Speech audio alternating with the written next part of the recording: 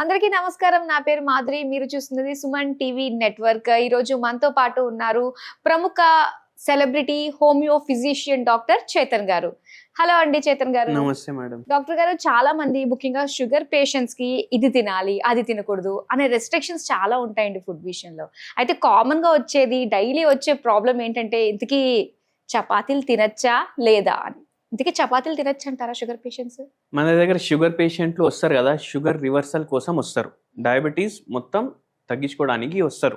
అయితే ఏంటంటే వీళ్ళు వచ్చినప్పుడు మనం ఏం తింటున్నారు, మీరు ఏం తినట్లేదు అని అడుగుతాం. దాంట్లో చాలా మంది ఏం చెప్తారు తెలుసా, సార్ మాకు షుగర్ వ్యాధి వచ్చినప్పటి నుంచి మేము షుగర్లు బంద్ చేసినాం, ఉప్పు తగ్గించేసినాం, రైస్ కూడా బంద్ చేసేసినాం అని అంటారు. మళ్ళీ ఏం తింటున్నారంటే పొద్దుగాల టిఫిన్ తింటున్నాం, మధ్యాహ్నం టిఫిన్ తింటున్నాం, నైట్ టిఫిన్ తింటున్నాం, రైస్ మంచిది కాదు హెల్త్కి అనేసి మాకు డాక్టర్ గారు చెప్తే మేము రైసే బంద్ చేసేసినాం సార్, మొత్తం షుగర్ వ్యాధిని తగ్గట్టు మేము డైట్ చేస్తున్నాం. ఏం టిఫిన్ తింటారంటే ఇడ్లీలు తింటాం, దోశ తింటాం, ఉప్మా తింటాం, చపాతీ తింటాం, నైట్ టైం అయితే చపాతీనే మేము అనేసి చెప్తారు. కానీ పరేషాని ఏంటంటే వీళ్ళ డాక్టర్ గారు చెప్పిండ్రు రైస్ తినొద్దు ఎక్కువ అనేసి, కానీ చపాతీ తినమని ఎవరు చెప్పరు, చపాతీ తినమని ఎవరు చెప్పరు. మనం తయారు చేసుకున్నాం అది, రైస్ మంచిది కాదు అంటే చపాతీ మంచిగా ఉండొచ్చు అనేసి.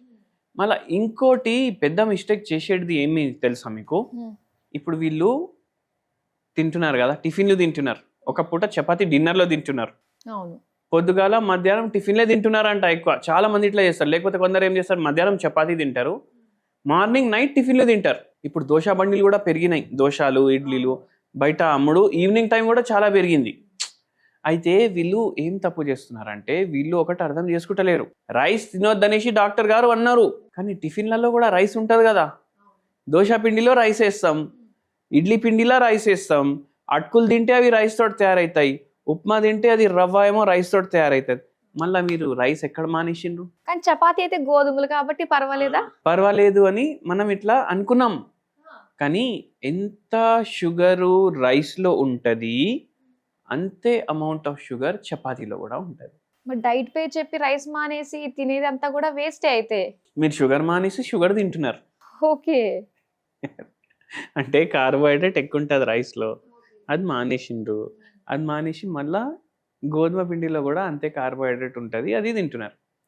మీకు డాక్టర్ గారు చెప్తే రొట్టె తినండి అంటే అర్థము జొన్న రొట్టె తినండి. ఓకే.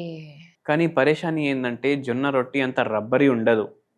ఇప్పుడు చపాతీ ఇట్లా రబ్బరీ సాఫ్ట్ ఇట్లా ఉంటుంది కదా, జొన్న రొట్టె అట్లా ఉండదు కదా, దాంట్లో గట్టిగా ఉంటుంది, ఫైబర్ ఎక్కువ ఉంటుంది, మళ్ళా కాంప్లెక్స్ కార్బోహైడ్రేట్లు ఉంటాయి.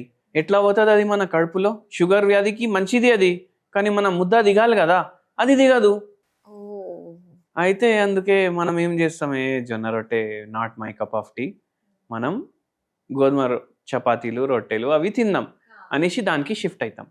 నేనేమంటా అంటే మీకు రైస్ వదిలేసే అవసరం లేదు షుగర్ వ్యాధి ఉంటే. అవునా? ఓకే. రైస్ వదిలేసే అవసరం లేదు, ఒక పూట తినండి, మధ్యాహ్నం మీరు రైస్ తినండి, లేకపోతే మీ బాడీనే రివోల్ట్ చేస్తుంది. ఏంద్రా ఇన్ని ఏండ్ల నుంచి నేను ఏం తింటున్నా, ఇప్పుడు సడన్గా నువ్వు నాకు ఇది తినమంటే నేను ఒప్పుకుంటానా అనేసి మన మనసే అనుకుంటుంది, సడన్గా రివోల్ట్ చేస్తుంది. వారం 10 రోజులు తినకుండా ఉండి సడన్గా ఒకరోజు 3 పూటలు తింటాం. సో అట్లా చేయకుండా ఒక్క పూట డైలీ ఇస్తుండాలి, జర్రా జర్రా జర్రా జర్రా. నైట్ ఏం చేయాలంటే మనం జొన్న రొట్టె ఒకటి తినాలి, మార్నింగ్ టైం ఏమో టిఫిన్లు తిన్నా ఏది తిన్నా ఆల్టర్నేట్ డే పెట్టుకోండి. ఎట్లా, ఒకరోజు టిఫిన్లు తింటే రైస్ ఐటమ్ ఉంటే కూడా నడుస్తుంది, ఇంకో రోజు మిలెట్ ఐటమ్, ఇంకో రోజు రైస్ ఐటమ్, అట్లా చేయొచ్చు. అంటే కేస్ టు కేస్, మన దగ్గర వస్తే మన దగ్గర ట్రీట్మెంట్ స్టార్ట్ అయింది అనుకోండి వాళ్ళది, దాన్ని బట్టి మనం చెప్తాం. ఓకే. అయితే దీనికి ఇంట్లో మనం ఏదన్నా తీసుకోవాల్సిన జాగ్రత్త కానీ టిప్స్ కానీ ఏమన్నా ఉన్నాయంటారా షుగర్ విషయంలో? ఒక మంచి టిప్ చెప్తాను మీ అందరికి. షుగర్ వాడొద్దు, రిఫైన్డ్ షుగర్ వాడొద్దు. చక్కెర వేసుకుంటాం కదా, ఏదో మనం సాంబార్ చేసుకునే జర చక్కెర వేస్తాం కదా, వేయకండి.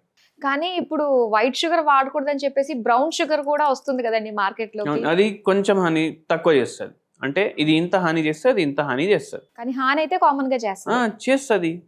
అయితే సరే బెల్లం కానీ, బ్రౌన్ షుగర్ అండి ఏంది, అది పౌడర్ బెల్లం, అది అంతే కదా, అది జర్రా వేసుకోండి. మీరు సాంబార్లో కానీ రసంలో కానీ కూడా చక్కెర వేస్తున్నారంటే అది ఆపేసి బెల్లం వాడండి. మళ్ళీ ఇంకోటి వెరీ ఇంపార్టెంట్ ఏంటంటే టీలో కానీ కాఫీలలో కానీ మీరు స్టీవియా వాడండి. అంటే స్టీవియా అంటే అది ఒక న్యాచురల్ టైప్ ఆఫ్ స్వీట్నర్. ఇప్పుడు అందరు షుగర్ ఫ్రీలు గిగర్ ఫ్రీలు వాడతారు, వాళ్ళ లివర్లు ఖరాబ్ చేసుకుంటారు. ఎందుకంటే అది ఆస్పర్టైమ్ ఉంటుంది దాంట్లో, దీంట్లో ఆస్పర్టైమ్ ఉండదు. అయితే కానీ ఇది జర షుగర్ లాగా స్వీట్ టేస్ట్ ఇస్తుంది మనం. మీకు ఆన్లైన్లలో కూడా దొరుకుతుంది. ఇది షుగర్ కాదు, క్యాలరీలు ఉండవు, ఇది వాడండి. అంటే ఇది లిమిట్ ఉందంటారా, ఇంతే వాడాలి అన్నదేమన్నా? అంటే చక్కెర లాగానే ఉంటుంది. ఆహా. లిమిట్ అంటే ఇప్పుడు దీంట్లో క్యాలరీ లేవని మొత్తం డబ్బా అంటే డబ్బా ఒక ఖతం పూటకి చేయొచ్చు. వాడాల్సింది మనం 2 పూట 3 పూటలు కూడా మనం అది వాడచ్చా అన్నట్టుగా.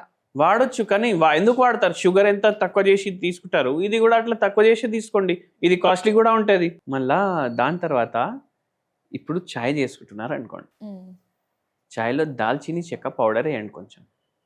అది కూడా న్యాచురల్ స్వీట్నర్ లాగా పనిచేస్తుంది. జర క్యాలరీలు కూడా దాంట్లో తక్కువ ఉంటాయి.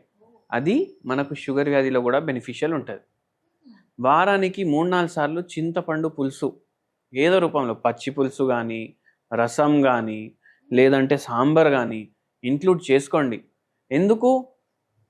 ఏదైతే చింతపండు ఉంటుంది కదా, అది షుగర్ అబ్జార్ప్షన్ ఇన్హిబిట్ చేస్తుంది మన బాడీలో.